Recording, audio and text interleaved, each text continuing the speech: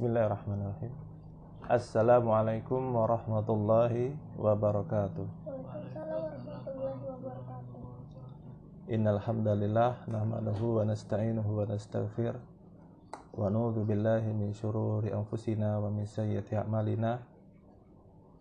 May yahdihillahu fala mudhillalah wa may yudlil fala hadiyalah. Allahumma shalli ala Muhammad wa ala ali Muhammad innaka Hamidum Majid. Ini pelajaran atau dirosah pertama untuk kelas 2 SMP. Sebelumnya sudah ayah bacakan secara sempurna untuk dirosah Islamiyah kelas 1 SMP. Pasti udah lupa. Masih ingat kan? Ini dirosah Islamiyah untuk tema bahasan fikih ibadah. Apa aja Kak temanya Kak? Ada 2 semester. Ada tentang wudu, tentang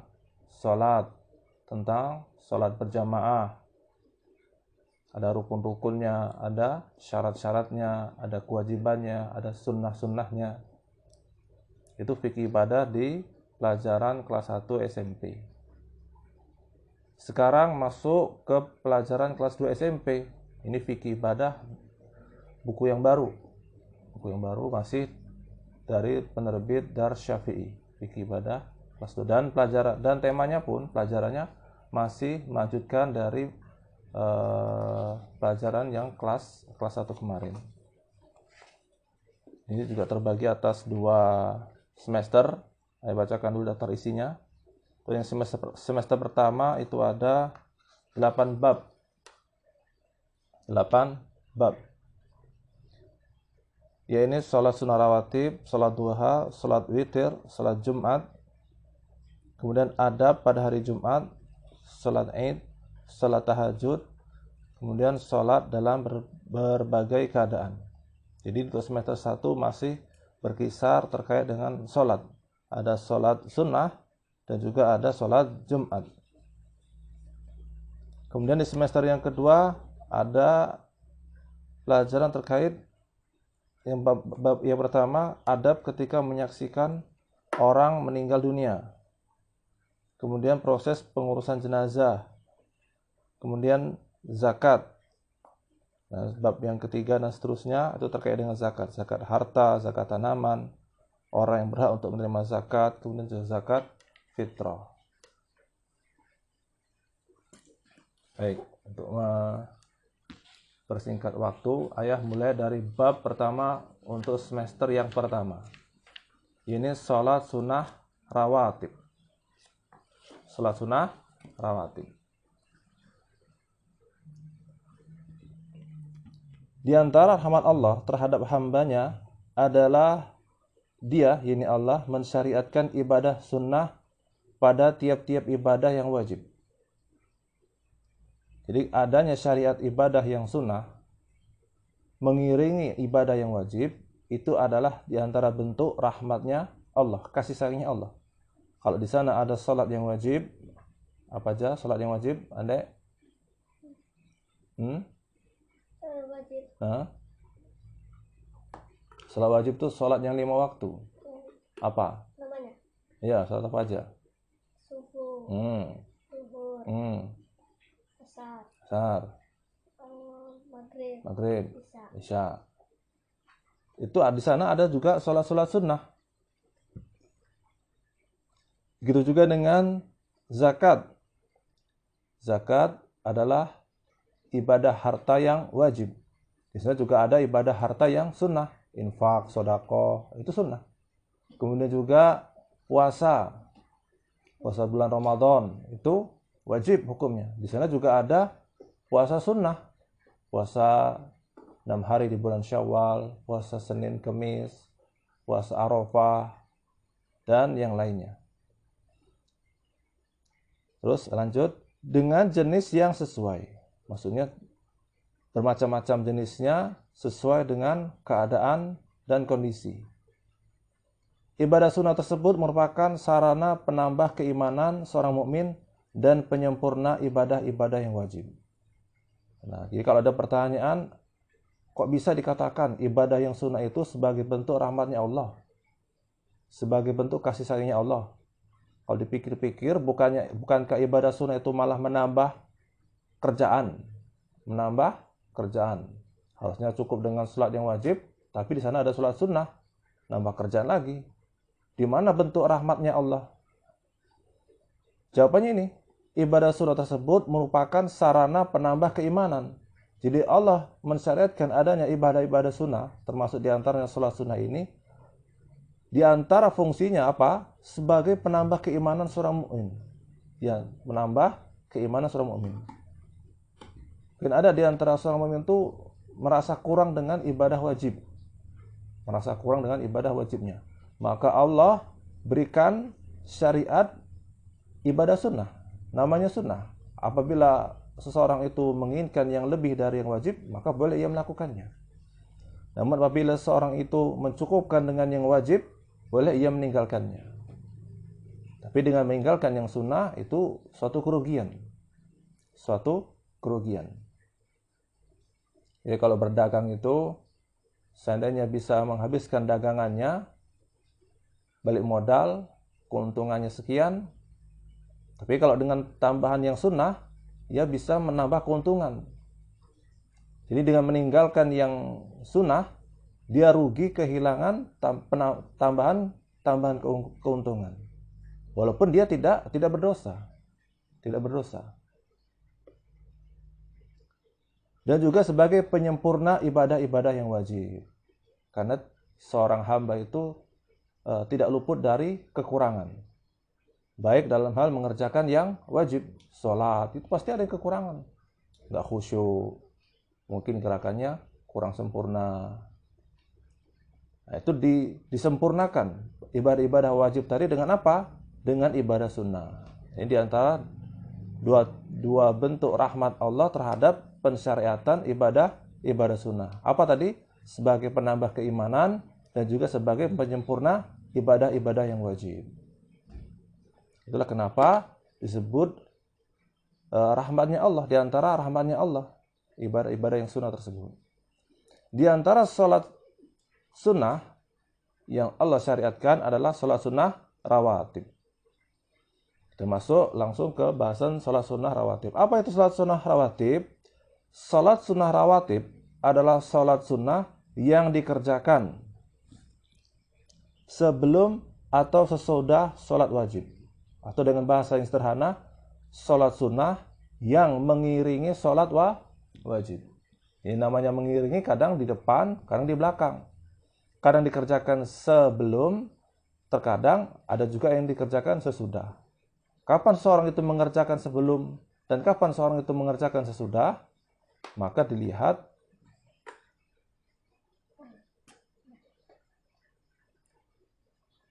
dari syariatnya Allah. Jadi bukan sembarangan, bukan suka-suka. Tapi di sana ada syariat Allah yang Allah tetapkan setelah sholat wajib, ada juga yang ditetapkan sebelum salat wajib. Itu dilihat kepada syariat Allah. Salat sunnah rawatib terbagi menjadi dua bagian. Ini salat sunnah mu'akkad. Salat sunnah mu'akkad itu adalah salat sunnah yang ditekankan.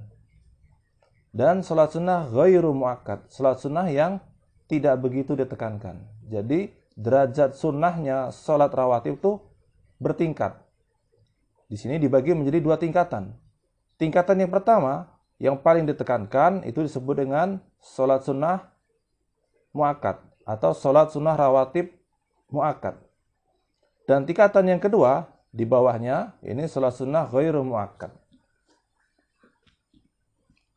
Sholat sunnah rawatib mu'akkad. Maksud sholat sunnah mu'akkad adalah sholat sunnah rawatib yang selalu dikerjakan oleh Rasulullah. Nah, kenapa itu ditekankan? Karena Rasulullah mendawamkan. Apa mendawamkan itu?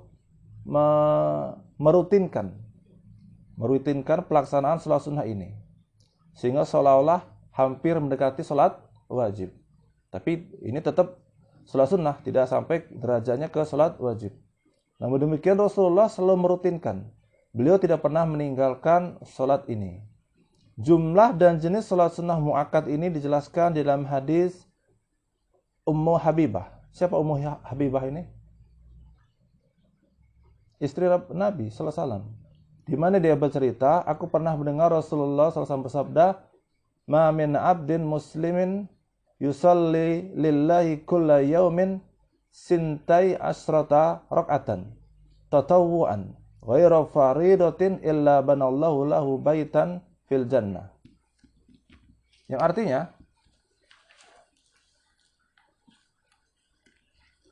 apabila seorang hamba muslim mengerjakan salat dengan ikhlas karena Allah sebanyak 12 rakaat dalam satu hari, yang dimaksud di sini adalah salat sunnah 12 rakaat.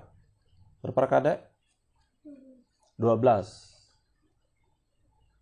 Sebagai tatawwu maksudnya sebagai salat sunnah yang 12 tadi yang ia rutinkan dalam setiap hari, maka niscaya Allah akan membangunkan baginya rumah di surga. Masya Allah, ini ganjaran Allah bagi orang yang rutin mengerjakan salat sunnah rawatib 12 rakaat sehari semalam. Berat nggak, Kak? Salat berat. Penjelasan terkait 12 rakaat tersebut disebutkan dalam sabda Rasulullah yang artinya, barang siapa yang mengerjakan salat sunnah 12 rakaat dalam satu hari satu malam, maka akan dibangunkan baginya rumah di surga. Nah, ini janji Allah bagi orang yang merutinkan salat sunnah ini, maka Allah bangunkan bagi dirinya rumah di surga. Oh enggak deh, bangun rumah surga? Minta deh. Minta. Bisa minta. Rumah di surga itu bukan rumah kaleng-kaleng. Rumah di dunia ini belum ada apa-apanya. Dindingnya itu mungkin bukan mungkin, tapi memang sudah pasti. Dindingnya itu dari permata. Yang satu bongkahan permata itu mungkin bisa membeli dunia dan seisinya ini. Itu baru satu bongkahnya permata. Nah, itu disusun sebagai dinding. Alasnya mungkin dari mutiara, kubahnya, gentengnya dari emas berkilau. Itu rumah di surga. Nggak ada rumah di dunia seperti itu.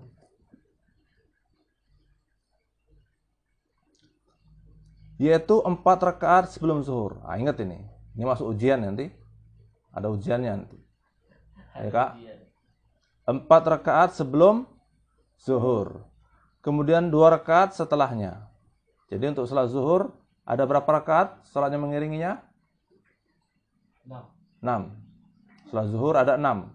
4 rakaat sebelum, 2 rakaat setelahnya. Ini paling banyak nih. Kemudian 2 rakaat setelah maghrib.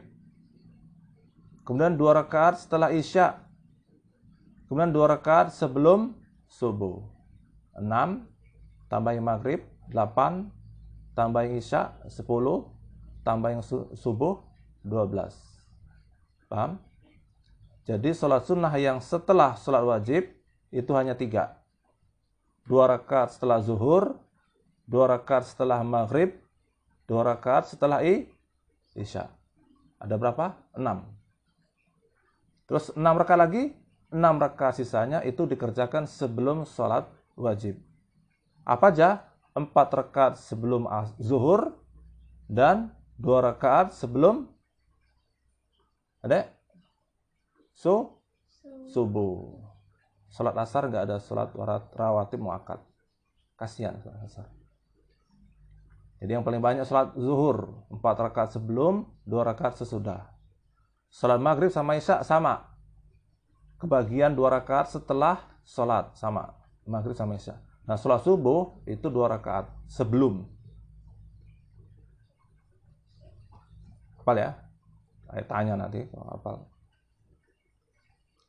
Yang bisa menjawab dapat hadiah nanti. Kemudian bagian yang kedua, salat sunnah rawatib ghairu muakkad, yang tidak begitu ditekankan. Salat sunnah ghairu muakkad adalah salat sunnah rawatib yang dikerjakan tidak secara terus-menerus. Nah, kenapa tergolong yang tidak begitu ditekankan? Karena disyariatkan oleh Allah, namun Rasulullah tidak merutinkan. Tidak merutinkan. Kadang dikerjakan, kadang juga ditinggalkan. Tapi kalau yang muakkad tadi, itu rutin Nabi mengerjakan. Di saat mukim ya, tahu mukim deh. Mukim itu tidak bepergian. Kecuali kalau Nabi bepergian, Nabi meninggalkan seluruh sholat sunnah rawatib tadi, kecuali sholat sunnah 2 rakaat sebelum subuh. Itu yang diantara sholat sunnah yang muakkad tadi, yang 12 tadi, yang paling sangat ditekankan adalah 2 rakaat sebelum subuh. Karena Nabi selalu mengerjakan. Baik Nabi dalam kondisi mukim, tidak bepergian, ataupun dalam kondisi safar, bepergian. Nah, sekarang kita kembali ke sini, ke rawatib yang ghairu muakkad. Jadi, terkadang Nabi meninggalkan sholat ghairu muakkad. Jenis-jenis sholat sunnah ghairu muakkad, ini dibagi lagi oleh penulis di sini. Yang pertama, 4 rakaat sesudah sholat zuhur. Maksudnya ini bukan per rakaat ya, tapi 2 rakaat. Ini ada penjelasannya nih. Ya, ini 2 rakaat yang termasuk muakkad tadi. Jadi yang 2 rakaat itu termasuk yang muakkad. Nah, ditambah lagi 2 rakaat. Yang 2 rakaat ini yang ghairu muakkad. Paham nggak? Ini matematika ini. Mudah ini, bukan perkalian, penjumlahan. Jadi sholat zuhur ada berapa rakaat? Kalau di total yang muakkad dan ghairu muakkad, hah? 12. Wah, 12. Yang zuhur aja yang tanya ini. Mana nih pena nih? Dilempar dulu. Ada 8. Ada 8.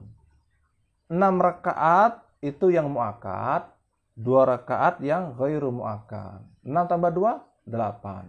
6 rakaat yang muakkad di mana aja terletaknya? 4 rakaat sebelum, 2 rakaat sesudah. Ini yang muakkad. Nah, yang ghairu muakkad itu 2 rakaat sesudah. Paham? Jadi 4 rakaat sebelum zuhur itu muakkad semuanya, 4-4-nya. 4 rakaat. Maksud 4 rakaat ini dikerjakan 2 rakaat ya.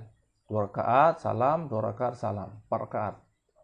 Kemudian 4 rakaat setelahnya itu 2 rakaatnya muakkad, 2 rakaatnya ghairu muakkad. Paham? Coba ulangi kalau hafal. Paham? Iya. Hah? Gimana kalimatnya? Yang muakkad itu ada 6. 4 rakaat sebelum, 2 rakaat sesudah. Yang ghairu muakkad 2 rakaat sesudah. Jadi total kalau dijumlahkan ada 8. Kalau adik nggak saya tanya pasti paham.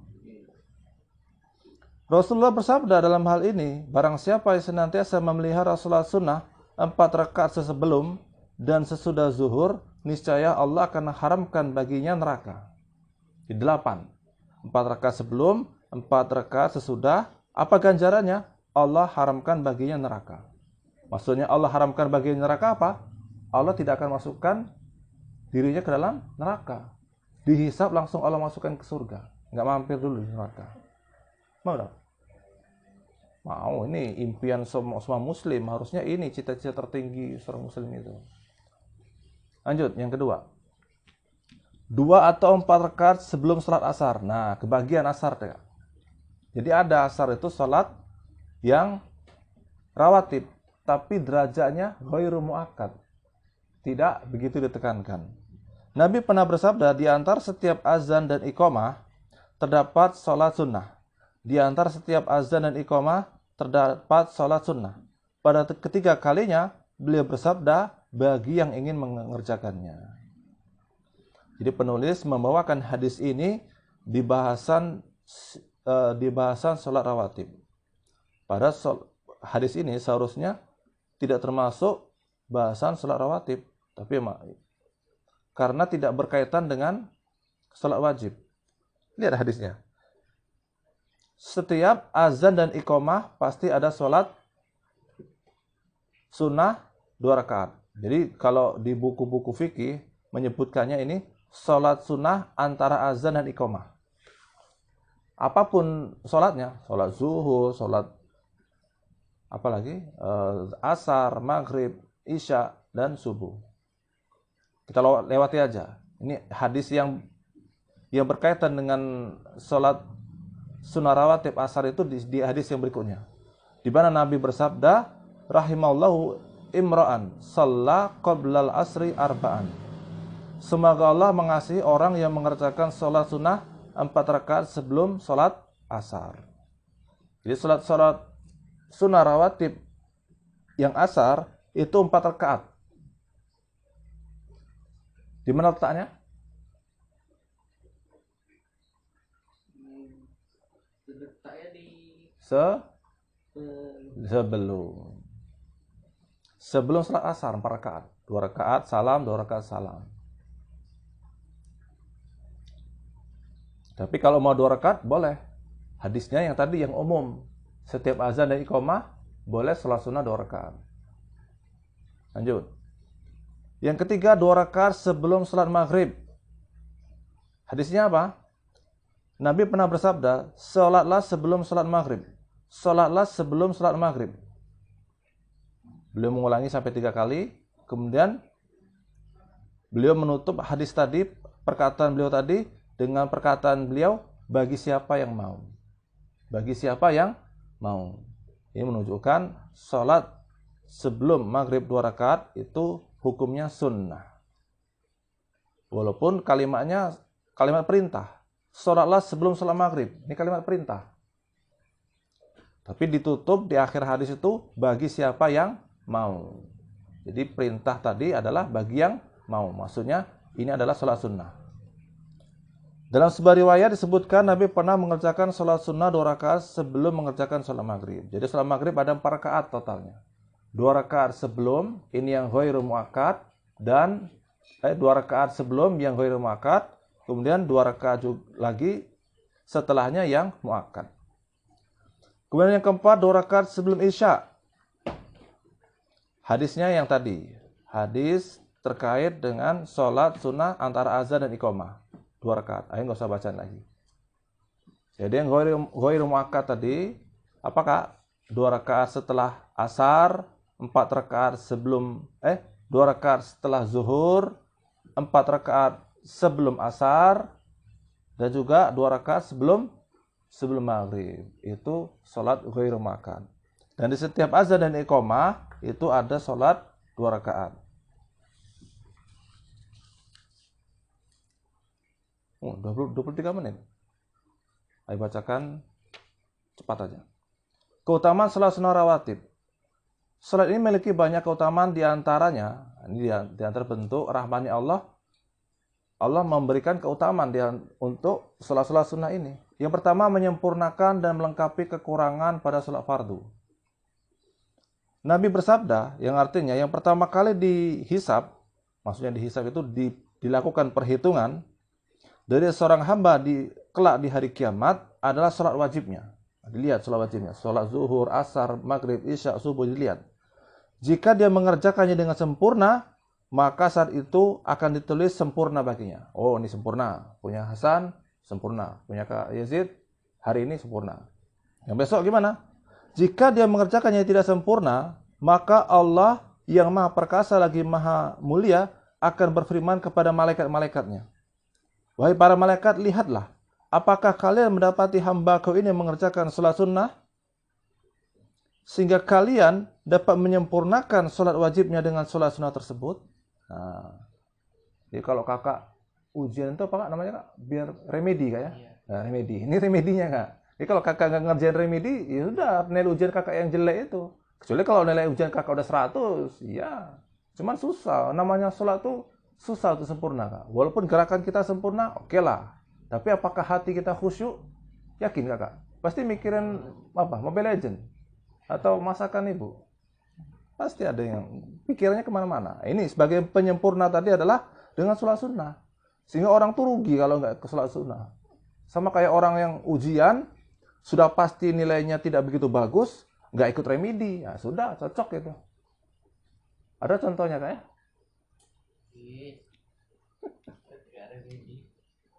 Oh, kakak Remedi ya. Remedi jelek juga. Lalu zakat juga dihisab dengan cara demikian. Maksudnya dilihat zakatnya, apakah zakatnya sempurna? Begitu juga amal-amal perbuatan lainnya dihisab berdasarkan cara-cara tersebut. Puasa, apakah puasanya sempurna? Oh, ada ya, sempurna nggak puasanya?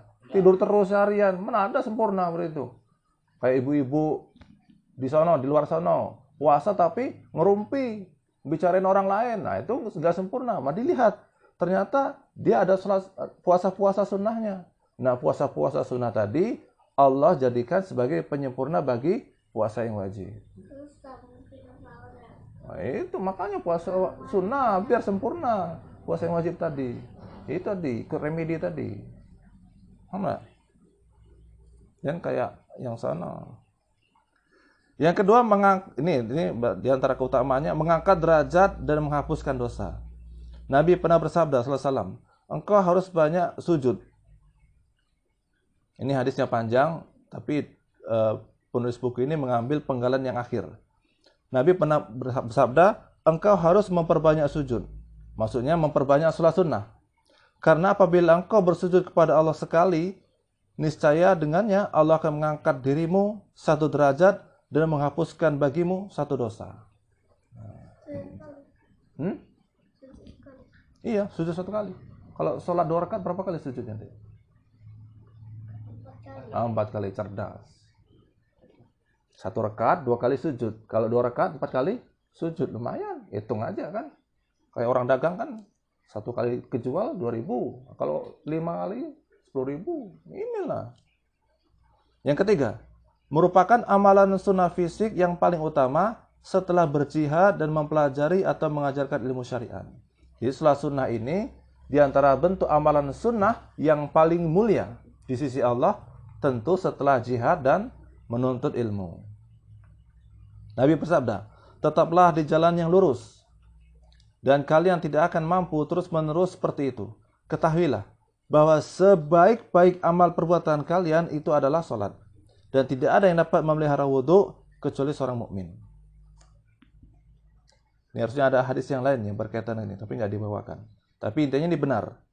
Intinya yang disampaikan penulis ini benar, bahwa seutama-utama ibadah sunnah itu adalah sholat sunnah, rawatib.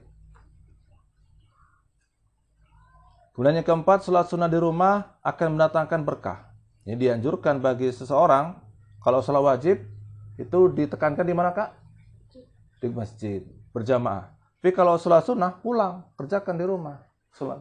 Tapi boleh, kalau mau ngerjakan di masjid boleh. Tapi yang lebih utama, dikerjakan di rumah. Nabi bersabda, wahai sekalian manusia, kerjakanlah sholat sunnah di rumah kalian. Karena sungguhnya, sebaik-baik sholat seorang kalian, maksudnya sholat sunnah, adalah di rumahnya. Kecuali sholat wajib. Ya, sholat wajib itu ditekankan, atau bahkan pendapat sebagian ulama itu diwajibkan di masjid berjamaah. Jadi kalau corona ya, kalau corona ini dilihat mudaratnya, dilihat akibatnya. Jadi kalau kondisi normal itu wajib atau ditekankan sholat di masjid, yang wajib. Kalau sholat sunnah itu dianjurkan di rumah. Kemudian yang kelima, mendatangkan kecintaan Allah bagi pelakunya. Rasulullah dalam hal ini sallallahu alaihi wasallam pernah bersabda, sesungguhnya Allah yang maha tinggi telah berfirman. Nah, lihat kalau kalimat hadisnya seperti ini Kak, sungguhnya Allah telah berkata. Ini maksudnya hadis ini hadis qudsi. Sudah pernah kan saya bacakan apa maksud hadis qudsi? Semester 1, hadis qudsi itu adalah hadis yang dibacakan oleh Rasulullah, tapi kalimatnya adalah kalimat Allah. Sama kayak Al-Quran, tapi hadis dia, derajatnya, bukan Al-Quran. Apa yang dikatakan Allah? Barang siapa yang kok kepotong ini? Baik.